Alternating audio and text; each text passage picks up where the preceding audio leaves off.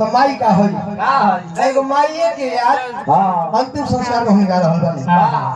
तो एगो देखिए तो माई का होई ए पर विचार करे के बाद कि अपने बेटे की हर सुख देती है माँ अपने बेटे की हर सुख देती है माँ अपने बेटे की हर पलैया को लेती है माँ अरे पूजना है तो भगवान को क्या पूजना है तो भगवान को क्या माँ को पूजो क्यों क्योंकि भगवान को भी जन्म देती है माँ पापा जी पापा तो हर को है ना चापा पड़ गेलन टेम्पू से हां इनका मौगी नहीं रहे से ठीक बता लो तो बोला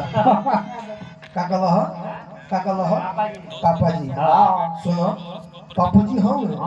यदि माता देवी है तो पिता भी देवता है जिस घर में माता पिता हंसते नहीं उस घर में देवी और देवता रहते नहीं माई बाप खुश तो दुनिया के सारे देवी देवता खुश और माई बाप दुख तो दुनिया के सारे देवी देवता दुख ना हुआ मगर चाचा जी बड़ी दुख के साथ कहे पड़ता हमारा बहुत दुख के साथ कि मेरे देश के कुछ आने वाली पीढ़ी मेरे देश के कुछ आने वाली पीढ़ी माँ की आंचल में नहीं सो पाएगी क्यों क्योंकि जिस वाली माँ आंचल कहाँ से लाएगी और हमेशा काम चलाएगी वो हनी कहाँ रखा नहीं सो दिल्ली को हनी कहाँ खाती आज दिल्ली रेलवे स्टेशन में बैठा रही और रेलवे स्टेशन यहाँ पर 50 वर्ष के मेहरारू जींस पहन कमोडिया में जींस पहन हले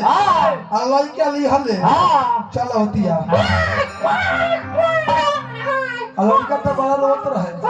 लड़का तो बड़ा रोए हमारा पतू धना पियावे मैडम ये बच्चा बहुत रोता है दूध क्यों नहीं पिलाती हो जब लड़का कहती है मैं इसलिए दूध नहीं पिलाती हूँ क्योंकि मेरे पर्सनालिटी ढीली पड़ी है कहीं के हाथ तोरा माई के हाथ तोरा माई एगो और क्वेश्चन माई रहली और हमारे बिहार के धरती के ऐसे माई है जी कि अपने बेटा के जन्म देव खातिर अपने बेटा के सुंदरता खातिर अपन सुंदरता त्याग देली वह बेटा जब सियान हो जाला शादी विवाह हो जाला